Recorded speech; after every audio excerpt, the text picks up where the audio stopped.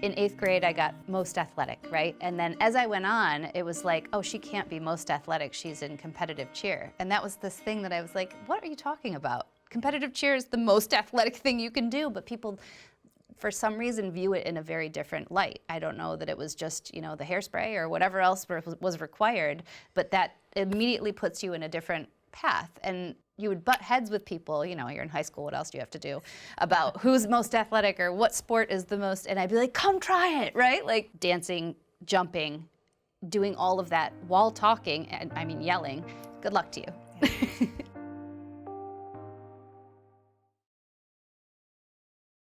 Ginger Zee, welcome to the Athlete Effect Sisterhood. So happy to be here. Finish this sentence for me. I am Ginger Zee and I am. I would say I'm Ginger Zee. I'm a mom, a wife, the first female chief meteorologist at a network. I am a scientist. I am a lover of all athleticism. Like, I love working out. I love being outdoors. I love sport in general and just moving my body and being a mental health advocate as well, because it's so much more about your brain than it is just about your body. Yes. So, true story. My sister and brother and I had this fascination with clouds. I know the cirrus clouds are the nice, the sweeping, sort of thin, wafy ones. Yes. I know that cumulonimbus are the big, ginormous clouds that will drop thunderstorms on you. Nice work. Thank you. None of us really ever thought it would become a career. Yeah. Why did you think it would be? I don't think I thought it would be for a very long time. I was just so interested in the puzzle that was the atmosphere. I grew up, and very young had this opportunity to spend an entire summer on Lake Michigan. And Lake Michigan, if you haven't been, it's like being in the plains. You can see for miles and miles. And we could see thunderstorms coming across. And my brother and I would be playing outside. And I remember regularly thinking, well, is that one going to hit us or no? And then one day it would. The next day it would go to the north of us. The next day it would be different. And sometimes it would have heavy rain. Sometimes it would be a lot of wind. And it seemed like everybody around me was very excited about it. And for an 8-year-old, if people are paying close attention to something, you do too. But what I saw was that puzzle. And then that puzzle that was the atmosphere turned into a water spout in front of me. And it was that moment that I thought, I've got to figure it out. This is huge. And then my father worked in construction. He made tennis courts for a living. So his job was very heavily influenced by the weather. He would make money or not make money based on the rain. And so I learned the gravity of that. I just still didn't understand. I definitely didn't want to be one of those people on TV doing the weather. Oh, God forbid. Which was obviously part of what I became. But I didn't know what I wanted to do with it, like with that passion, until I was in high school and I saw the movie Twister. And that is when I was going to bring that up. Okay. Everything changed. I saw Helen Hunt standing on top of a vehicle. Thank you, Hollywood, for doing something that was not, women were not all over the science back in the 90s. Yeah. But Hollywood took a little, levity and said, sure, we'll do that. And I was really grateful because then that gave me the sense and the image. They say representation matters. Helen Hunt was that representation that I needed to see a woman in science. Is that right? Be the leader of a tornado chase. And that's exactly what I wanted to do with it. Well, did you actually, I know you categorized yourself as a storm chaser. When I think, okay, if I'm going to be a storm chaser, I'm going to go live in Florida or I'm going to live in Louisiana. Michigan is not the first state I think of if I'm going to be a storm chaser. Is that just a category you put yourself in, or were you actually chasing storms? Yeah, I went to college to chase tornadoes. So I chose Valparaiso University because they have a meteorology department that has a convective field study every spring and a fraternity of storm chasing where you would get, I got college credit to go chase tornadoes. So I regularly would go chase tornadoes in college because that is why I chose that specific place. There are several, schools that'll do it, but Valpo has a great team called VUSIT. Valparaiso University Storm Intercept Team. It's about the nerdiest thing you can get. But it would just, we could go for a day chase and go chase a tornado in Iowa and come back. So Indiana is a great place to base from. Now I know. Yeah. You had this wonderful mix of complete science nerd and athlete. At what age did sports first come on your radar? Oh my gosh. I remember my dad, he was from the Netherlands, and he didn't speak English. So when he came to this country, there weren't a lot of ESL or a lot of programs that were helping people that came. He learned English from television, and the only other language he could fluently speak was sports. And so sports, you don't need to talk, right? You catch the ball, you throw the ball, you understand, but you don't need to speak. And so sports to him was the most universal, most important language that we could speak. And so he made sure that we spoke sport. So I would say every Saturday morning, my dad would wake us up and he would have kind of an obstacle course of different sports that we would have to achieve before noon for my brother and I. And there were races, there was basketball, there was football, there was, you know, to this day, even my husband, this past weekend, we were playing with the kids. He's like, your spiral's insane. I'm like, well, I've been practicing it since I was 7, right? Like my dad made it part of the language that I had to know how to throw a ball, because to him, that was the way he was accepted. It was the socially, you know, in way. If you didn't speak English, this is what you did. And your mom was an athlete too, right? She was. So my mom was always doing something to work out, and she had been a swimmer and a diver. She went to Michigan State for diving, and it was everything. Like it was part of, she was a triathlete. I grew up just watching her always on the move. Let's ramble off the full list of sports that young Ginger Zee played. I really, from a young age, I think we moved a lot after my parents' divorce. So there was some like, you know, I tried different sports, but it really was middle school where we settled down. I was able to say, okay, I think we're going to be in one place for a time. I signed up for everything. And I mean, everything that I could do. I did 2 sports each season, you know, volleyball, cross country. I did soccer. I did tennis. I did cheerleading, both football and competitive. I played a little bit of basketball, but then realized I probably shouldn't do that because it was like it overlapped with something and I couldn't even make all the practices.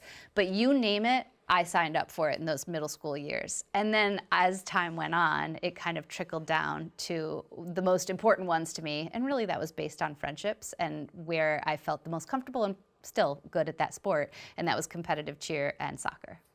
What did you like most about each one of those sports? Because obviously they're very different. Oh yeah.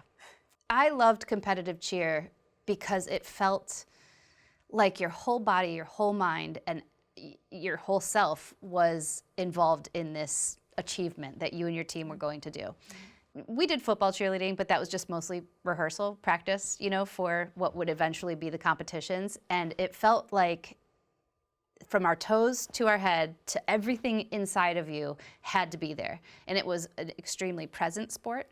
We were underdogs at this school, and we were kind of taken on by this new coach who she promised, like, if you give yourselves to me, we will be at our state competition by the time you're, you know, in high school. This totally sounds like a reality show. We were like, wait, come on. Yeah, no, when cheer came out, it felt like we were supposed to be Navarro coming from nowhere, right? And I liked that feeling of achieving something that other people didn't think was possible. In soccer, I'd say I loved the team part of it. Just the girls that I was with when we would travel, when we would be on the road, when we did camp in the summers. It felt, I always say this, but soccer was easy compared to cheerleading, athletics-wise. It was kind of like, oh, good, I just get to run. It's more simple. But I loved the team part. That was so much of just the fun. You know, like soccer is a really fun sport. Yeah. And it's also puzzle pieces. There's a big part of that. I don't know that I was ever expert level at soccer. I had my best friend who was kind of our center mid, and she orchestrated the game. She was much more the conductor. And I was just like, I was fast and I would get to the ball and then hopefully do something with it, you know?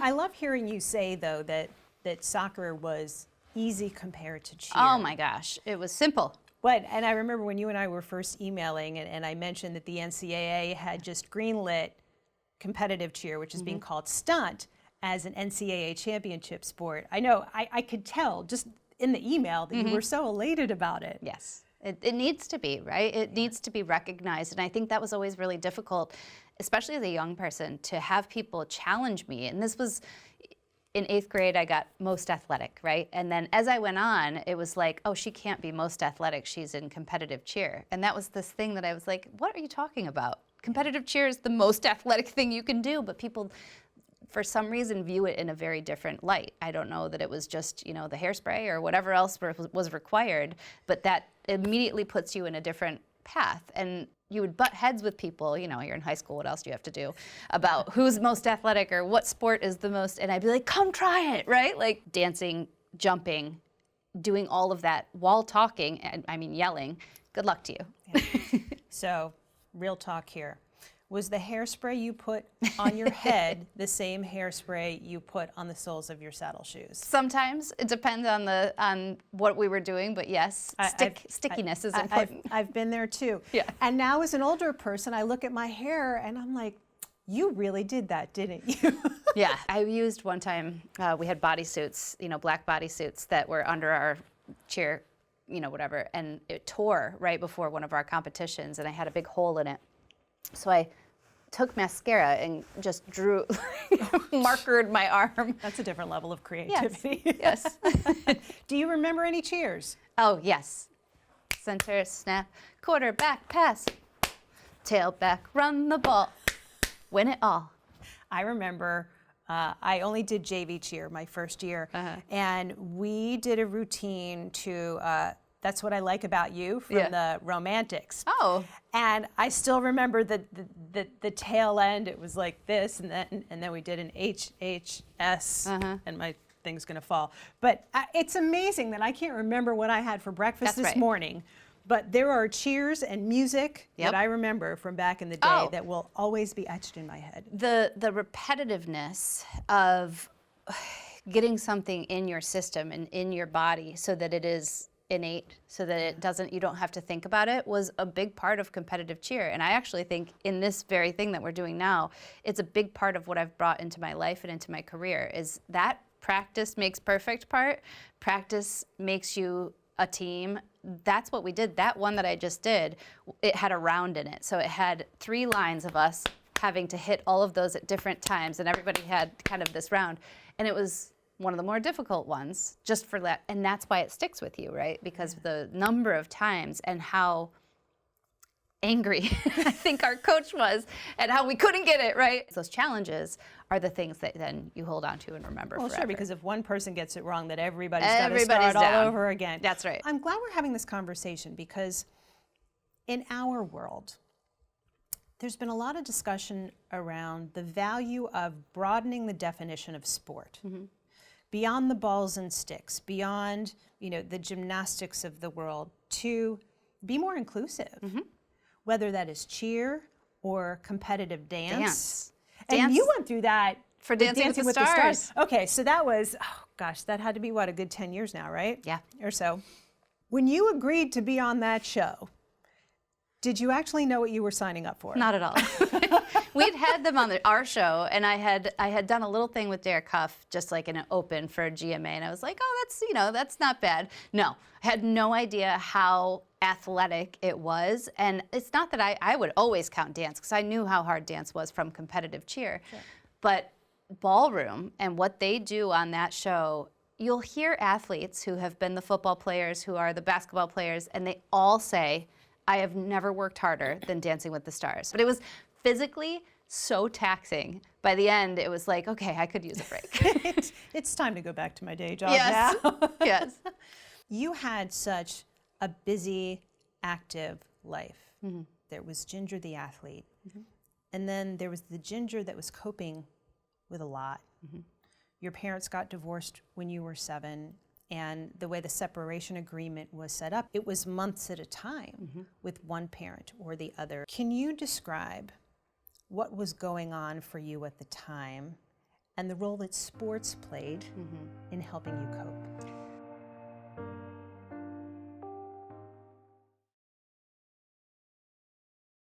That age of 7, now I know from studying psychology, is a time when you are solidifying your identity, and that's a really important time in a young person's life.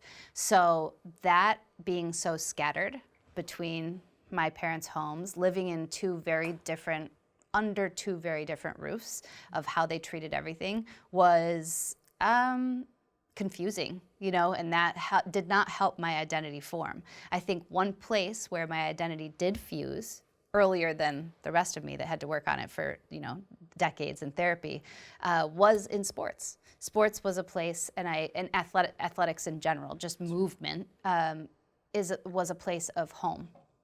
It felt very like math almost. This is going to sound strange, but math I always loved because there was a solution. And you knew when it was right, and you could figure that out, and you could then practice those same things to get to there again. I didn't feel like I could do that with my parents or with emotions or with what I was feeling on the inside of me. But with sports, you can practice and you shoot at that basket every day and it will get better. And it felt like you knew what to do to make things better. In my real life, in my personal life, I didn't know what to do to make things better. Yeah. Within a few years, your relationship with food started to change. Oh, yeah. How much of a role did your parents have in your mindset when it came to what you were putting inside your body? Oh, my parents, they're wonderful parents. I have to preface it by saying this was the 80s and early 90s, so nobody knew what we were doing, what was wrong or what was right. But they didn't do the ideal job at looking at food in the way that we probably should. Food was good and bad with those monikers, like that is bad food, bad for you, bad, bad, bad. My dad often said pasta, rice, those are vacant foods, which is a little bit more detailed, but it doesn't give the full picture. And I think as a kid, you're looking to your parents as the number one rule makers, right? They're modeling everything for you, yeah. My mom had to move after every calorie intake because that's how she was taught, and that was a very, in her generation, and she talked about it a lot. Yeah. Every time if she even reached capacity of being full, she would have to say it over and over, almost till she didn't feel it anymore. So there were a lot of things that, in retrospect, I don't blame them it was just societally how things were done, but they were both obsessed with health to a degree that's made it very easy for someone who was looking to control something, me, want to control food. Knowing your mom's relationship with food, calories in, calories out, I found myself wondering when I was preparing for this interview, was the number of sports that Ginger was playing truly about playing? Yeah. Or was it about burning? Or was it burning? It was both. It was to be a high achiever because that was so important. High achieving in what? I don't know what I was trying to reach. Saying yes to everything because I wanted to try everything. That is the good part of it, where it was like that part of me that I think I always call a new soul. Like I wanted to try everything in life. But the underlying base of it was absolutely, let's burn as many calories as you possibly can and be as healthy, because to me that was the healthiest you could be, right? And there were those summers between those ages, kind of 6th, 7th grade, and those were the ones that I was really holding on to control. And I remember ESPN had a block, I believe it was ESPN, had a block of aerobics. And it was Denise Austin and Gilad and Step Reebok, and then a weightlifting show that I can't remember the name of. But 2 full hours that I would commit myself to for training for my sports, and do 2 hours of workout, and then I would go run 3, 4, 5 miles. And that was my base train for said sports. And it was, you talk about like a lie that you told yourself, right? Like I would tell myself, I need this because it's gonna help me, get better for whatever. But I was always paying close attention to what I had just burned, what I was then going to eat or not eat, and then what was going to go on from there. So I think it was a real mixed relationship with those sports. There's research out there that speaks very powerfully to the fact that female athletes are at higher risk of eating disorders,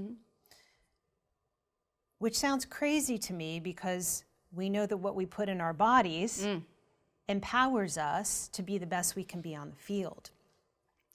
How did you balance your food obsession with the need to fuel your body to compete? Oh, I didn't. I think I didn't. And I think I could have done a much better job. And that's how I, as a parent, have attacked food, because obviously I'm very sensitive to the way that I speak about it. And with my boys, fuel is the word, right? There are better fuels. There's premium fuel, and there's kind of economy, like whatever you put in your car that's just kind of the base. The regular unleaded. Regular unleaded. I have an electric car for the last 5 years, so I haven't done this in a long time. But there's different types of fuel that you're going to put in your vehicle, and you're going to run better on certain types of fuel. We talk about it like that. The boys are already, it's not just girls, right? It's boys too, who they're obsessed with abs. I'm like, who told you to have abs? He's 5 and he's talking about, I want to have abs. And we would ask, and, oh, it's, Thor. I'm like, okay, well, he's a superhero. So He wants to have abs like a superhero. He would like to have abs like a superhero. Don't we all? So this is right.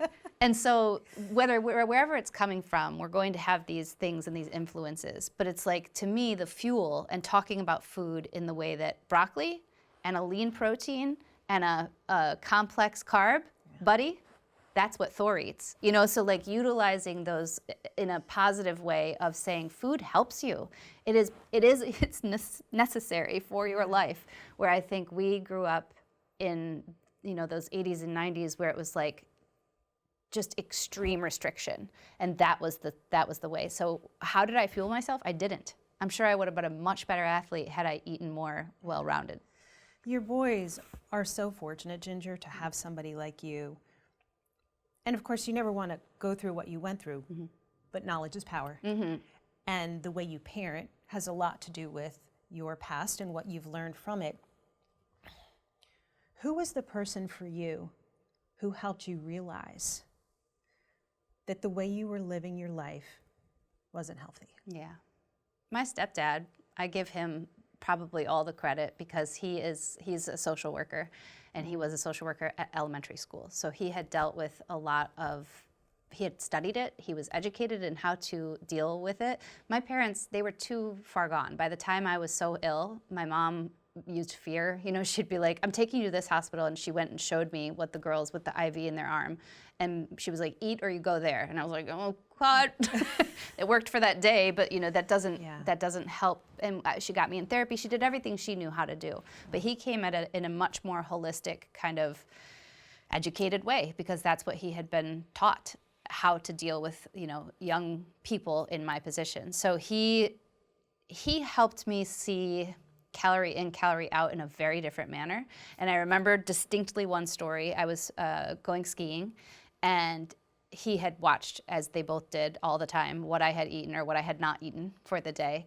And I was about to have my jam sandwich, was like a staple, because that was like the lowest calorie that I could ingest, and get away with or something. Like 2 pieces of bread and a slab of jam? 1 piece of bread folded over with some jam. And that was like, again, like thinking now what that actually does for you, which is pretty much nothing, not good. But he said, if you put some peanut butter with this, and I hadn't eaten peanut butter in 4 years, and he comes at me with this idea of eating peanut butter. He said, do you realize that you are going to be full longer, and you're going to have the power to be able to do the jumps and the things I wanted to do while skiing, and he's like, and you're not going to want to snack. So he was utilizing it as like, there's fuel and there's power in foods, and there's something protein. He taught me kind of macros. Yeah. So it was something that I needed to glom onto something else that was, going to be a control. And he knew that that was one step in the right direction, so that I wouldn't get so ill that I couldn't move, and couldn't partake in the sports. So he helped me start to understand the different parts of nutrition, and did it in a way that didn't feel aggressive. It didn't feel like he was telling me I was wrong. He was teaching me something new. What an important lesson for a parent to learn, because I'm sure there are so many parents who are going to be watching this, and they may wonder, they may see their child, but they're not really sure. They don't know how to construct a conversation. If you were your parent talking to younger Ginger, how differently would that experience have been for you? Oh, a totally different experience.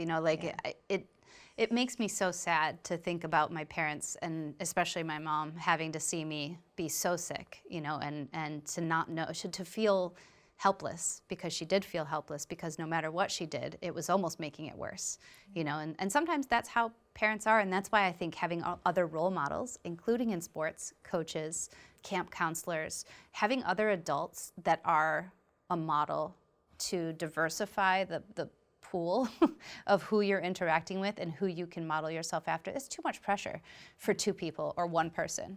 To share that job, we all have good things and bad things. We all are complex. And so I think that's the experience as I've given myself a bit more grace. I'm not going to do this perfectly, but I'm going to bring in some other people, hopefully, that can help make it better. You had mentioned the importance of mentors, and your cheer coach, Kathy Jo Timmer, I know was one of them for you. Oh, yeah. Give me a story that really hits home the relationship that not only you, but your teammates had with her when it comes to resilience. There's so many good stories.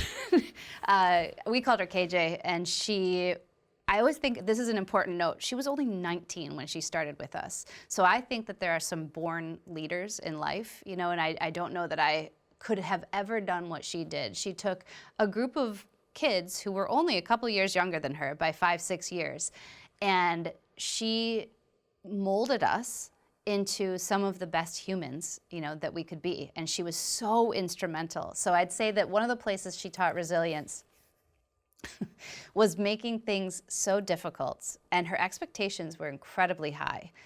And she set boundaries like no 19-year-old I've ever met before. She knew how to say, you do this or you do not compete.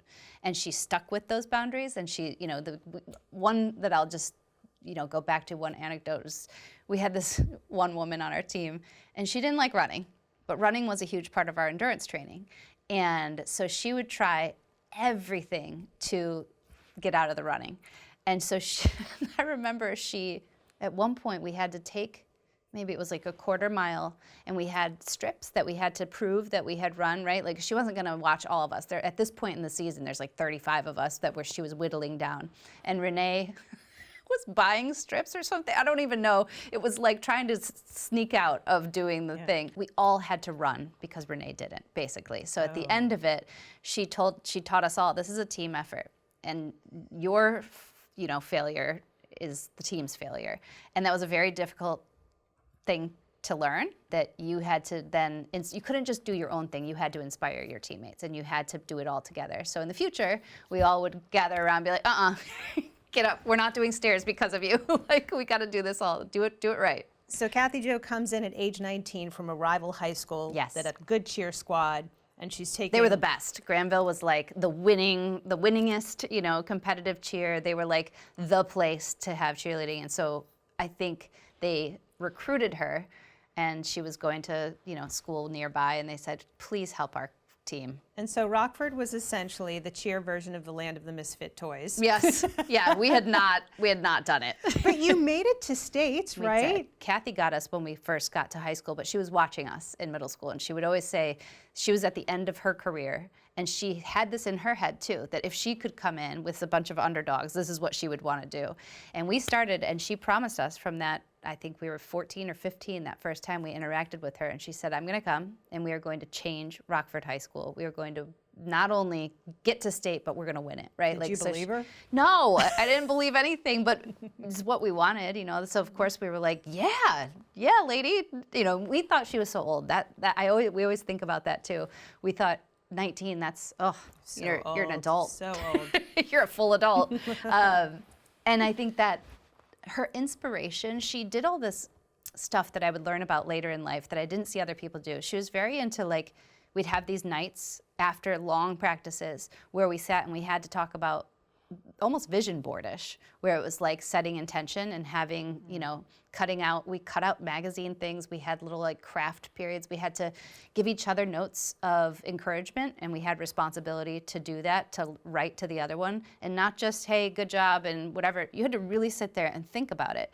She was teaching us to journal. She was teaching us to have, vision of future, and she was teaching us a reflection, and all of those things without, I don't even know if she knew what she was doing, but she was just really good at it. Yeah. And then, so you got to states. We did not win, but we did make it there. And I think just being in the room and having the opportunity and knowing that we had worked so hard, in that moment, it felt like everything, because every single day had been working toward that moment. And so to just walk into that gym and see those teams that are always there, and to know we're one of them now. How did the level of work that you put in as a cheerleader translate when it came time to start pursuing your career? in broadcasting, you have to really dedicate your life to it. I mean, there's so much sacrifice. And there is no, I don't think there's an easy day. Most of the hours are not glamorous. You know, it's not construction in the dead heat of summer, so I'm not saying we're, you know, or we're not saving lives, but it's hard. It's usually very little pay. Typically, you're working every holiday, you know, for a very long time. But those sacrifices and the experiences that I learned in sports, and especially with practice, like how dedicated I had to be to cheerleading, that shows up every day in my job. So you were playing sports, struggling with an eating disorder. How would you describe your level of confidence as an athlete? My level of confidence had to grow quite a bit, and it grew mostly because of Kathy, I would say. You know, I had to go out there, and she, in that way where she would, it took a lot to get a compliment from her, but when you got it, it meant so much. And this was the other thing that I will say is a big parallel. I'm the hardest worker. And part of that's because of what she taught me, what a couple of other mentors, and then my parents taught me how to just put every ounce of yourself into something. In your job, you can be a really hard worker, but you have to be smarter about it. In soccer, you know, my best friend, Liz, she was the conductor. She didn't try harder, she tried smarter. And that is something that I've had to learn a lot. Yeah, I ask about confidence because this business will eat you alive. Yeah. It really will. And for you, as a woman in science, being the chief meteorologist at a network, no woman has ever done this before. I would have to imagine that the chirping from places like social media and for people who still send letters was loud. Oh, yeah. How was your ability to harness your inner athlete really important in enabling you to look at yourself in the mirror every day, no matter what trolls came across your social accounts, to say, I deserve to be here? Yeah. I'm still learning that, I would say, if I were really being honest, but I've gotten so much better at the confidence of knowing who I am and what I believe and what I know to be true.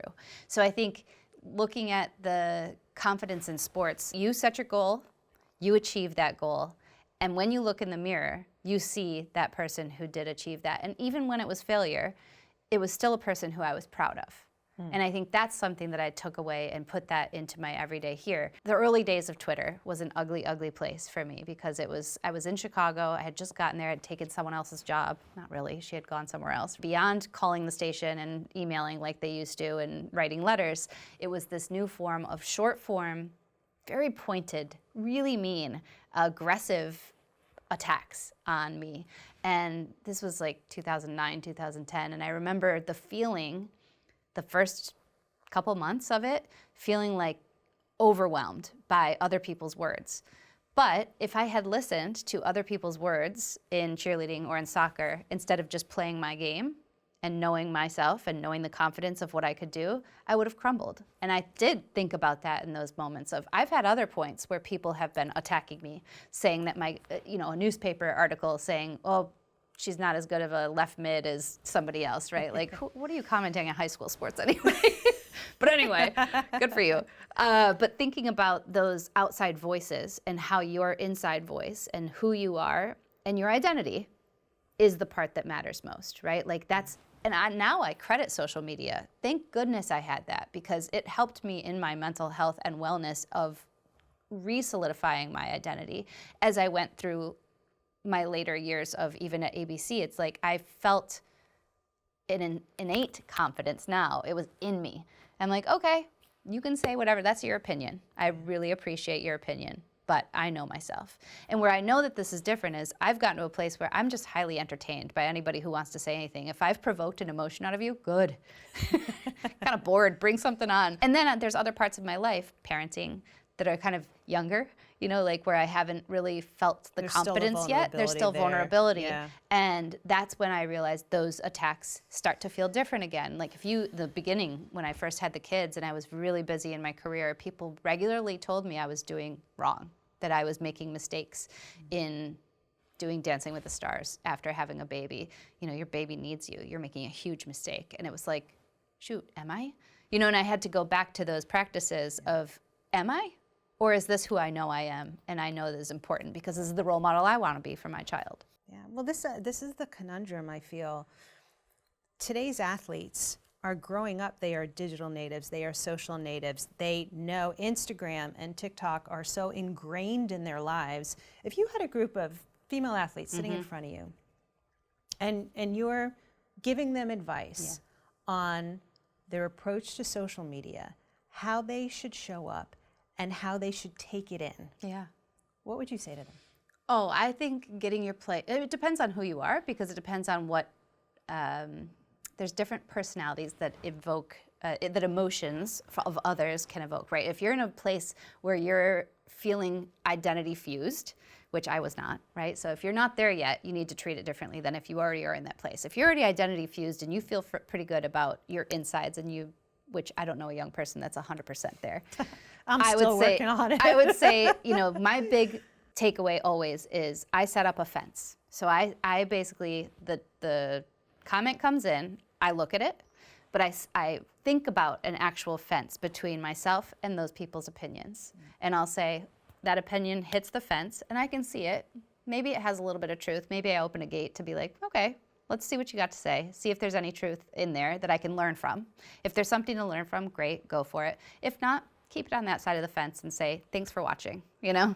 Thanks for watching me play my sport, appreciate you. Part of that too, where it's like, look at who's throwing the barb, you know, like there is something to that and that can help add a little levity to it if you start to turn around and be like, okay, I appreciate your opinion.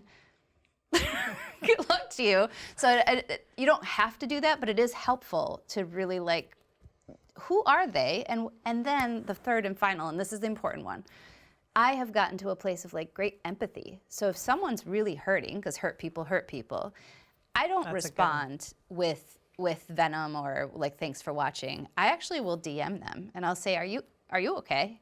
Like, is there anything that I can help with? Because they might just be looking for that hand, that olive branch, that something that connects them to another human before they implode, right? And so there's all different layers of it. And I think until you're ready to learn that, keep yourself in a safe place, have a good team around you that can help you to suss out who you are versus who the internet tries to tell you you are. Yeah. And yeah, use that fence. You are so successful in your career and that athlete still lives within you. Yes. And I know that your approach to running and everything about it, the mindset is so different today than it was when you were younger. Oh, definitely. How is running a vital element of your mental health toolkit? Running is the fastest way to bring me in. And I now say it's more meditative than even, you know, specifically for mental health because it's so, your body's on autopilot to a certain degree most of the time unless something's injured or whatever. And it is all about you coming to that moment, the present part. I don't know another place in life that I am as present as when I'm running. You have to be there, you're running, but you also are not connected to your phone. You're not connected to someone talking to you, you know, on the phone. I'm not on. I'm not performing for anyone. And so my mind goes to this place of clarity. And by clarity, I mean total monkey mind.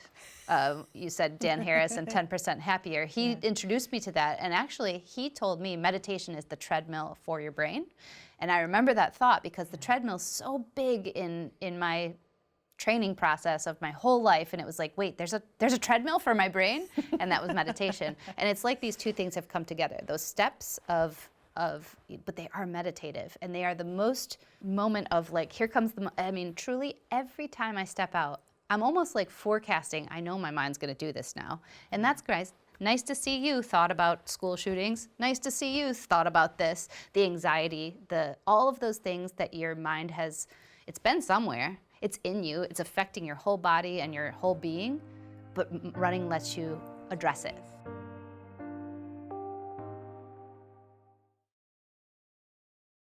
You've been so open and vulnerable about the work you've done in therapy. We were talking earlier about the relationship with food and working out. Present day, what is your relationship with food when it comes to fuel for your body? Yes.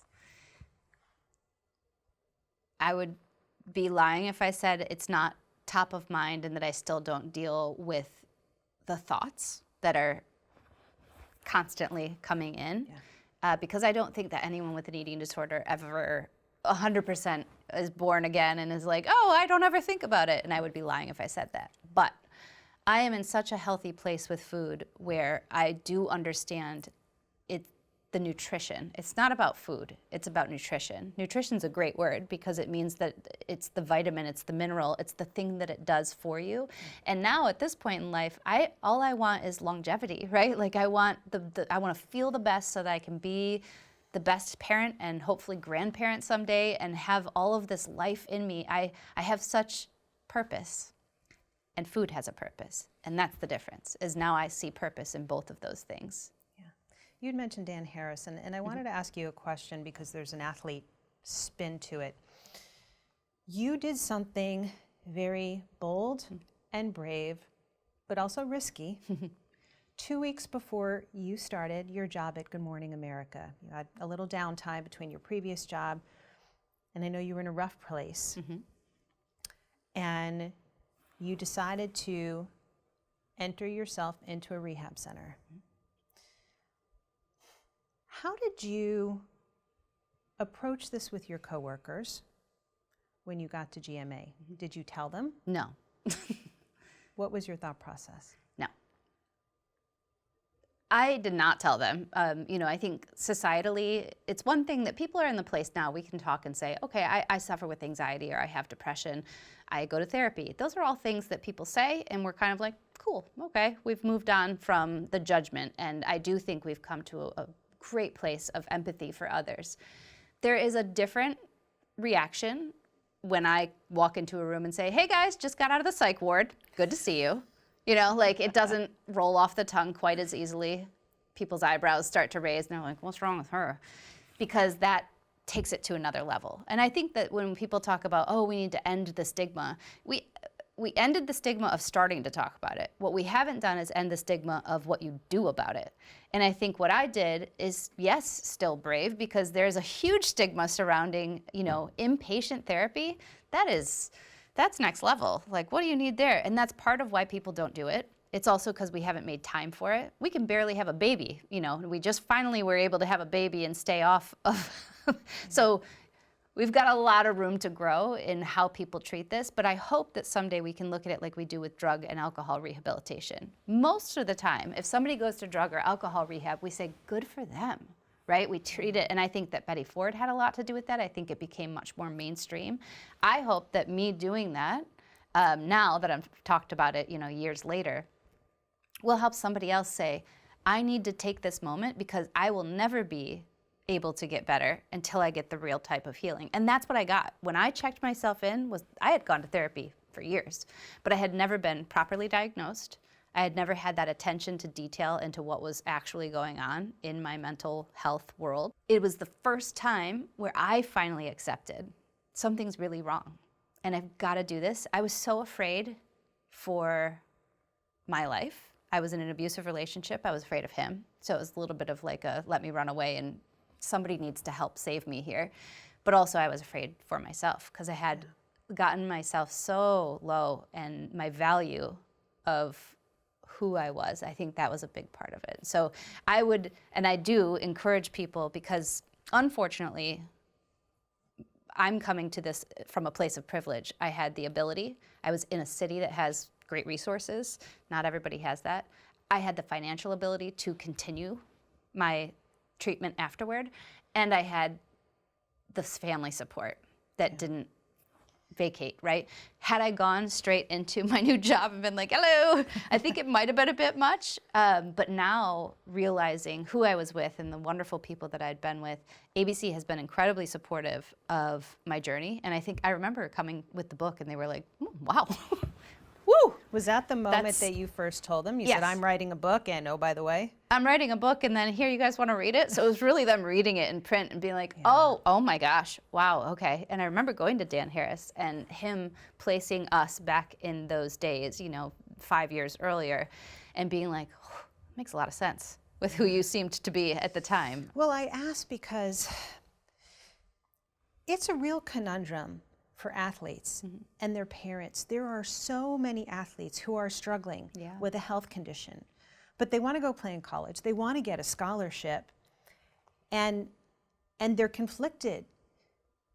Are they open and honest about their condition with a potential coach, not knowing how they're going to respond, not knowing if that may take them out of an opportunity for a scholarship, or do they keep it to themselves? And the reason why I asked is because, you know, maybe we are at a different place. We are. I think we have a long way to go, though. So it's per person and per, you know, how you're feeling. I would always say honesty is the best policy, because that's never going to lead you in the wrong place. And if you're not supposed to be on that team because you have a judgmental coach, maybe that's not the right place for you anyway. And so I would very much encourage, if someone feels that, because that's also acceptance, and there's a level of healing that happens when you're able to be truthful about your story and who you are and not worry about the repercussions, because that's really what changed. My book, when I wrote that book and I said, okay, I'm going to put this out there, it was the first time I was really saying, I am so far from perfect, and I guess I don't care who knows. And there is so much healing that happens in that. If a parent suspects their child is struggling with food, mental health, how can they create a safe space to have that conversation? I think we should even flip it. A parent doesn't need to suspect. I would just assume that your child is struggling, because everybody's struggling with something. Everybody. And I don't mean struggling to the point of, you know, but it doesn't matter how deep you are.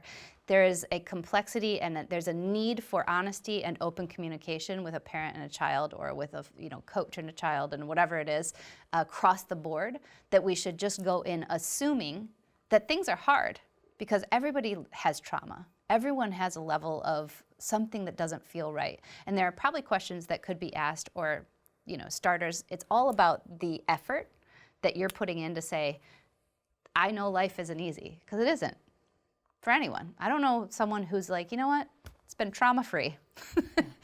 And so I would say, assuming there is issue, and learning how to have those conversations without it coming off as embarrassing, or, you know, to have an open dialogue with your kid. If you had Ginger at her lowest moment sitting in front of you, what would you say? You have purpose, you have value, you deserve to be heard, and most importantly, every moment that feels terrible, because there are so many, and I hear you, I see you, it's like a storm, and storms don't last forever. They just can't and won't. As somebody whose expertise is in data and science, how can athletes use that to their advantage and to their disadvantage? Yes. So I'm going to use the Oura Ring as my example. Data is so important, I think, in science, because it's how we prove things, it's how we showcase things, it's how we say that our world is warming by showing you data. Those are just data points. That's just fact, right? And so when I'm talking to my kids about sleep, there are studies after studies after studies of real biometrics that show you when you lack sleep, your performance suffers. Yep. We can show this over and over, right? And so whether it's in academics or athletics or wherever, your sleep is your foundation. It is everything. So there's, you know, now I'm bringing this up because my husband jokes that I'm married to my Oura Ring because I'm so obsessed. And I do love the data, because a person like me who probably has some residual wanting to control something, if I'm going to put some control on anything with this job and with who I am, sleep's a good thing for me to be obsessed with data. Can it hurt? Yes. People can go too far. You can take things way too far with macros, sometimes you do just have to live, I think, and in athletics, there's a part where there's the flow state, or there's and that freedom to allow yourself to be you instead of always down to the, protein gram is pretty important too. So I think there's certainly a nice happy medium somewhere in there. Who do you think Ginger Zee would be if she didn't play sports? I don't know. I don't know who I could have been. I wouldn't have my best friends that I still have today. I wouldn't have my work ethic or dedication. The ability to sit in uncomfort is like my specialty. Even in my marriage, to know there's moments, not every day is going to be full of sunshine and rainbows. It's just not. That's not how life is. That's not how the atmosphere works, and it's not how our world works. And so to know that uncomfort doesn't last is the most wise thing for any young person to be able to learn. If I could give that to my kids right away and say, it's okay to be, and in fact, you want to sometimes be uncomfortable, and that only makes you grow. And so I think sports puts everybody in that pool and lets everybody be uncomfortable together and fail and grow and then see the benefit. And so I'd like to live my whole life, knowing that uncomfort has purpose.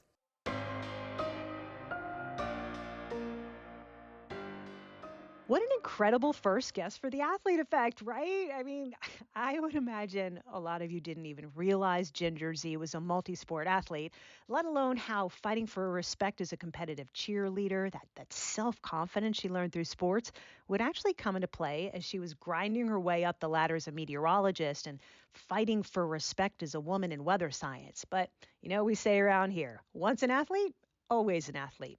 Couple things for you in the show notes. Links to Ginger's books as well as her social handles. Please give her a follow. We talked about 10% Happier, the book by her colleague at ABC, Dan Harris. This is actually the book I read when I was trying to get into meditation. Pro tip, it works. Our social handles are in the show notes along with those for The Champion's Edge, our TV show on ABC Saturday morning. We hope you'll subscribe to our podcast and share it with other people in your sisterhood. We welcome your feedback on the show. We really do. And if you have any suggestions for guests, we are all ears. You are a part of our sisterhood, and your voice matters. Okay, thank yous, Ginger, obviously, and the wonderful publicity team at ABC News who facilitated our day at Good Morning America. Brooks Lancaster, Kendall Sears, Olga Elicha, our Walk Swiftly Productions team, Allison Johnson, Kyla Carnero, Jess Levy, Kimberly Neal, and got to give a shout out to my amazing team in the TV production side for The Champion's Edge. Audrey Smith, Kelly Dancho, Annie Chanthavong, Lupita Davis, love you, so grateful to be on this journey with you. The Athlete Effect is a Walk Swiftly Productions podcast, copyright 2026, all rights reserved. We'll see you next time.